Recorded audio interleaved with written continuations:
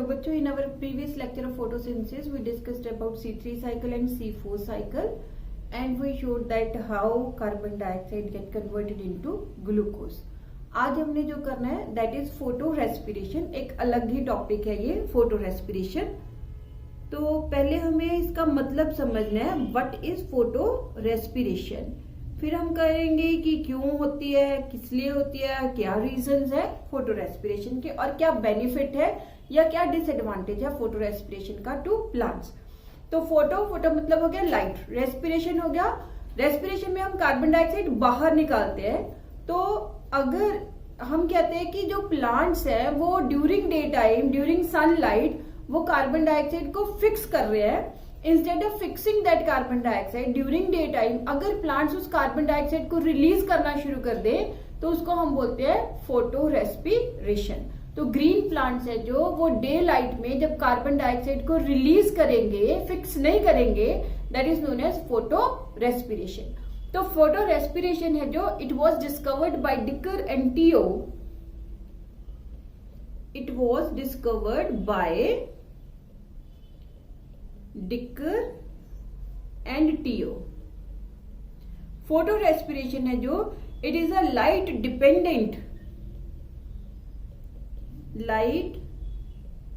Dependent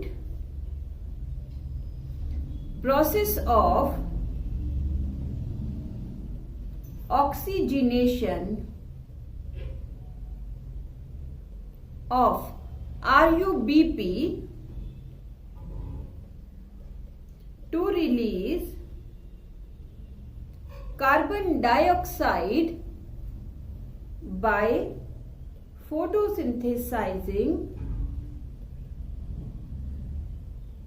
tissue. तो ये जो पूरी प्रोसेस है इसमें there is no formation of sugar, no sugar is formed, no ATP and NADPH they are formed.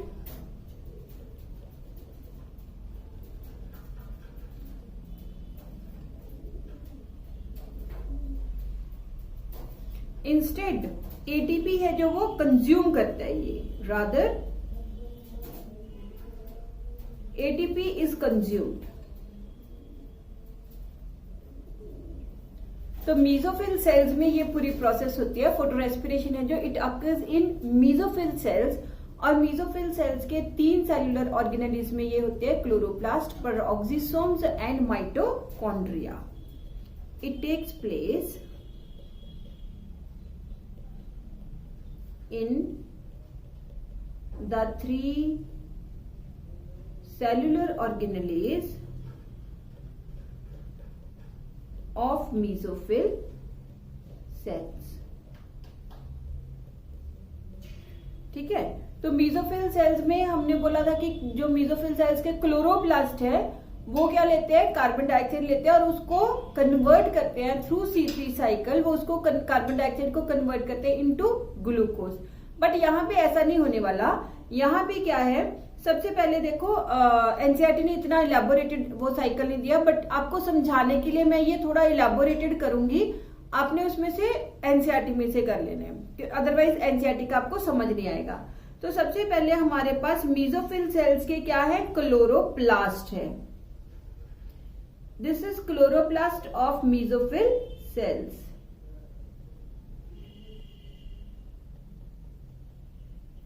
तो हमने क्या किया था कि जो मेसोफिल सेल्स का क्लोरोप्लास्ट है ये कार्बन डाइऑक्साइड लेता है फ्रॉम द आउटर साइड. अब क्या है कि हमने कहा था कि इन C3 साइकिल फर्स्ट एक्सेप्टर है जो वो है RUBP और RUBP है जो वो कार्बन डाइऑक्साइड को एक्सेप्ट करता है in the presence of Rubisco enzyme.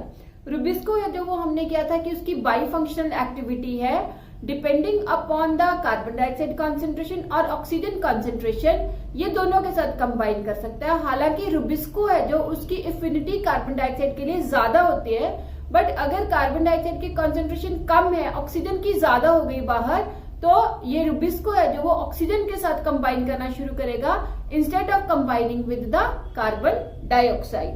तो फर्स्ट एक्सेप्टर है जो वो है RUBP ठीक है। और बाहर के जो कंडीशंस हैं उसमें क्या है, there is more oxygen and less carbon dioxide. ऐसा ट्रॉपिकल प्लांट्स के लिए जनरली होता है जब जो एटमॉस्फेयर है वो ड्राई होता है और टेम्परेचर ज्यादा होता है। उस टाइम पे वेदर है जो इन्वायरमेंट है उसमें ऑक्सीजन ज्यादा होती है, कार्बन डाइऑक्साइड कम हो जाती है। ठीक है, कब? During in tropical dry hot weather, hot weather उनमें ये सब कुछ प्रेजेंट होता है। तो RUBP है जो ये एक्सेप्ट कर रहा है क्या चीज, ऑक्सीजन, क्योंकि यहाँ पे एंजाइम है रुबिस्को, और रुबिस्को है जो वो बाईफंक्शनल एंजाइम है। It can combine with carbon dioxide as well as with oxygen depending upon its concentration. Although it is having more affinity for carbon dioxide, but if carbon dioxide concentration decreases, oxygen concentration increases, then it will start combine with oxygen instead of with carbon dioxide. तो अब देखो बेटे, ये हमने कहा था this is 5 carbon compound. अब बाहर से उसको कोई कार्बन कंपाउंड नहीं मिला तो ये 5 कार्बन का 5 कार्बन ही रह जाएगा और ये ब्रेक करेगा इनटू 2। एक तो बनाएगा ये three phosphoglyceric acid. This is 3 carbon compound जो उसमें भी बनता है, उसमें 2 बनते हैं, इसमें 1 बनेगा क्योंकि इसके पास 5 कार्बन है। दूसरा ये 2 कार्बन कंपाउंड बनाएगा, दैट इज 2-फॉस्फोग्लाइकोलेट, फॉस्फोग्लाइकोलेट। ये जो फॉस्फोग्लाइकोलेट है इट इज 2 कार्बन कंपाउंड।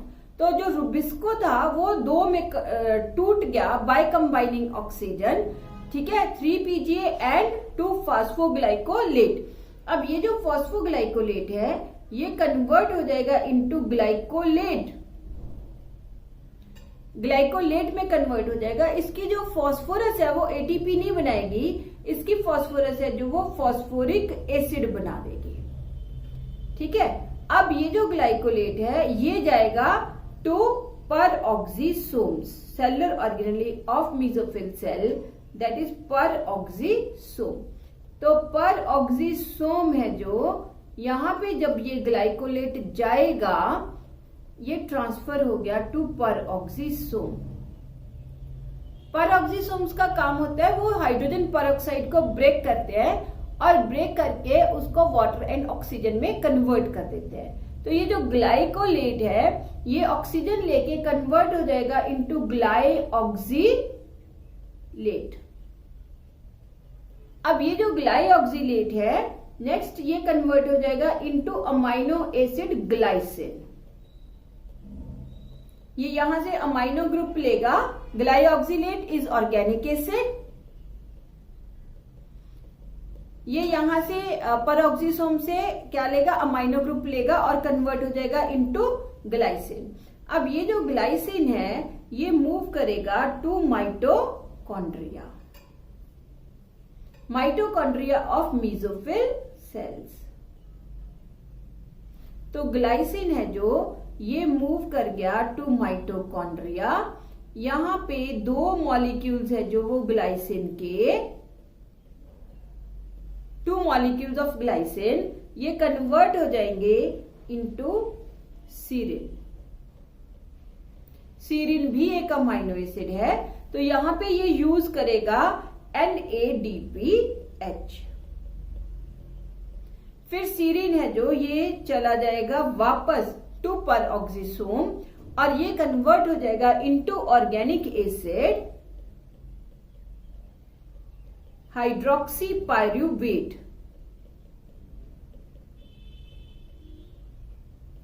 हाइड्रोक्सीपाइरुवेट, हाइड्रोक्सीपाइरुवेट फिर कन्वर्ट होता है इनटू ग्लिसरेट। ग्लिसरेट शिफ्ट हो जाता है to chloroplast of the mitochondria और ग्लिसरेट है जो ये ATP यूज करके कन्वर्ट हो जाएगा into 3-फॉस्फोग्लिसरिक acid.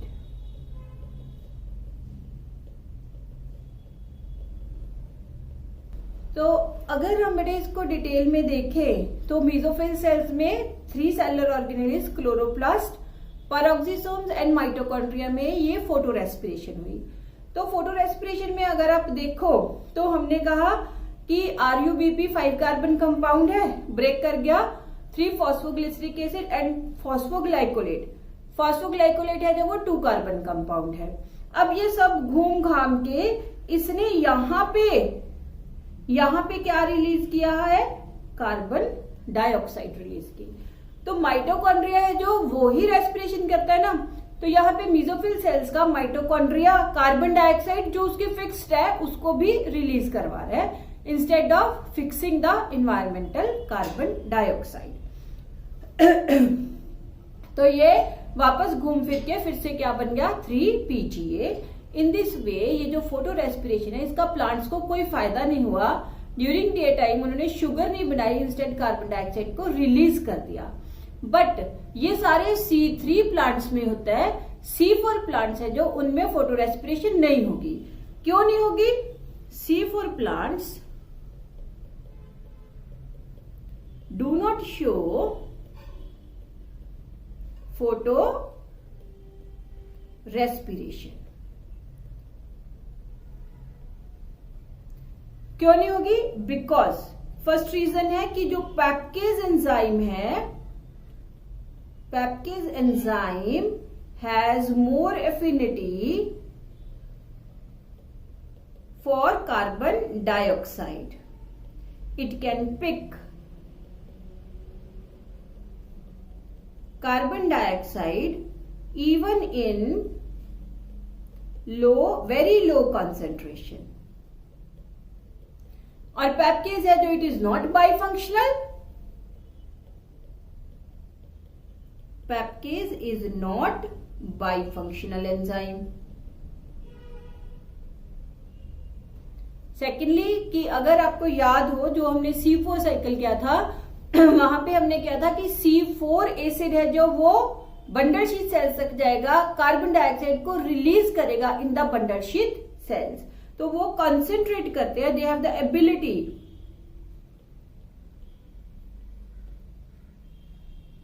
To concentrate carbon dioxide in bundle sheath cells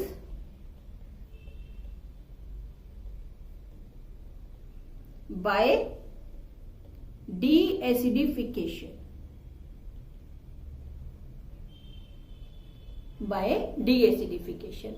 तो जो C3 प्लांट्स है इसका मतलब बेटे क्या है कि जब बहुत गर्मी है, हॉट है और बाहर का क्लाइमेट ड्राई है तो उस टाइम पे C3 प्लांट्स है जो वो फोटोसिंथेसिस नहीं करेंगे, इंस्टेड फोटो रेस्पिरेशन करना शुरू कर देंगे। तो इस वजह से C4 प्लांट्स है जो वो अर्थ के ऊपर इवॉल्व हुए जो फोटो रेस्पिरेशन शो नहीं करते। तो एक बार फोटो रेस्पिरेशन है जो वो हम NCERT में से आपको रीड करवा देती हूँ। Photo respiration